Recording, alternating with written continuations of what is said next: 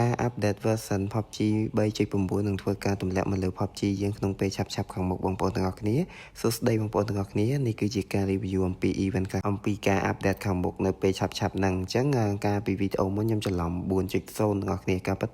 3.9 event មួយនេះគឺផ្ដោតសំខាន់ទៅលើការ cooperate ជាមួយរឿង Transformer បងប្អូនទាំងអស់គ្នាមាននៅចាំរឿង Transformer ដែលជារឿងមនុស្សយន្តឡាននេះហើយអ្នកណាខ្លះជា fan របស់រឿងមួយហ្នឹងខ្ញុំគឺ fan ផ្កាប់មុខតែម្ដងបងប្អូនទាំងអស់គ្នាមើលគ្រប់ភាគតែម្ដងហើយឥឡូវនេះគឺទម្លាក់មកលើ PUBG Mobile ហើយបាទចំពោះ event មួយនេះគឺផ្ដោតទៅលើ technology ដែលជាបច្ចេកវិទ្យាទំនើបៗរបស់ alien ភពក្រៅដែលពាក់ព័ន្ធនឹងរឿង Transformer នឹងឯងអញ្ចឹងបងប្អូនទាំងអស់គ្នាអាចតាមដានបាននៅក្នុង event គឺអត់មានអីថ្មីទេដូចតែដដែលទេមានកន្លែងបាញ់មានកន្លែង spawn បើក item ហើយក៏អត់មានអីញ៉ៃខុសពីលើកមុនដែរប៉ុន្តែគាត់ថាខុសតម្រងនៃការ update អញ្ចឹងទៅអញ្ចឹងបងប្អូនយើងស្វាមនៅក្នុងការឃើញរូបភាពដដែលគាត់ថាការ spawn មានរូបភាពថ្មីមាន event ហើយនឹង item អីខ្លះៗថ្មីលេងអញ្ចឹងទៅនៅក្នុងកន្លែង event របស់យើងបើសិនជា teammate យើងងាប់យើងអាចធ្វើការ recall បានមកវិញត្រឡប់មកវិញដូចដែល event ប្រាសាទបេសាចតចបងប្អូនទាំងអស់គ្នាហើយនៅក្នុង event មួយហ្នឹងគឺអត់មានការ recall ទេបងប្អូនហើយបើយើងក៏លេចមកមើលខាងក្រៅ event របស់យើងនៅពេលដែលយើងមកក្រៅយើងនឹងឃើញសញ្ញាមួយនៅពេលដែលឃើញសញ្ញាមួយនឹងលោតនៅលើចំទៅពីលើក្បាលរបស់យើងនោះគឺជាសញ្ញាមួយដែលបញ្ជាក់ថាយើងអាចធ្វើការហៅ spawn ទៅលើ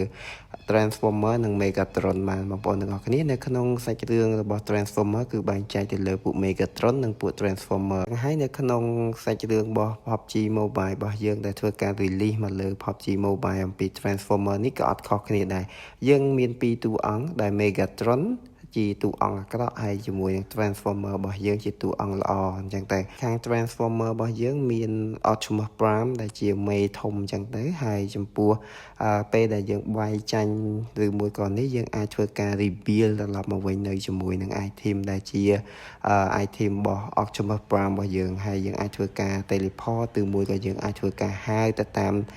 សញ្ញាណាមួយដែលយើងអាចធ្វើការ request ទៅលើ Optimus Prime តម្លាក់ចុះមកហើយ Optimus Prime របស់យើងគឺយើងអាចធ្វើការរត់ក៏បានប្រែកាយជាមនុស្សយន្តក៏បានប្រែកាយទៅជាឡានក៏បានមែនដែរបងប្អូនទាំងអស់គ្នាហើយនេះគឺជា beta test ទេអញ្ចឹងយើងរងចាំចាំមើល final form ថាវាមានលក្ខណៈបែបណាតែបើសិនជាលក្ខណៈ 100% គឺមិនខុសឆ្ងាយពីនឹងទេគាត់តែមានការកែសម្រួលមួយចំនួនអញ្ចឹងទៅហើយចំពោះការ spawn ទៅលើ map គឺយើងអាចធ្វើការមើលមិនខុសពី event មុននៅការតម្លាក់ event ផ្សេងទេវាអាច spawn ឲ្យយើងមើលឃើញបានបងប្អូនកូនទាំងអស់គ្នាបន្ទាប់ពីមើលនៃការ review event ថ្មីនឹងធ្វើការទម្លាក់នៅក្នុង version 3.9 ហើយបងប្អូនកូនយល់ឃើញថាប្រមាណដែរបាទអាច rate បន្ទុកឲ្យម្នាក់មួយទេ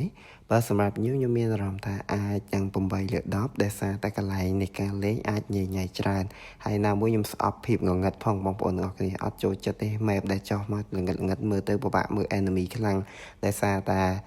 ពេលបងប្អូនដឹងហើយបាទ Victor ពាក់អាវខ្មៅហើយប្រូនៅក្នុងល្ងឹតបាទភាគច្រើនគេចាក់គូតរហូត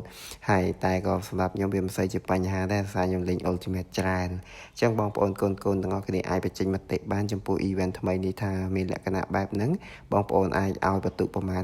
អញ្ចឹងណាយើង comment លេងទាំងអស់គ្នាអញ្ចឹងវីដេអូហ្នឹងគឺមានតែប៉ុណ្្នឹងទេខ្ញុំមានតែពាក្យថាជូនពរទាំងអស់គ្នាសំណាងល្អសុខភាពល្អយើងជួបគ្នានៅវីដេអូផ្សេងទៀតនិយាយអំពី event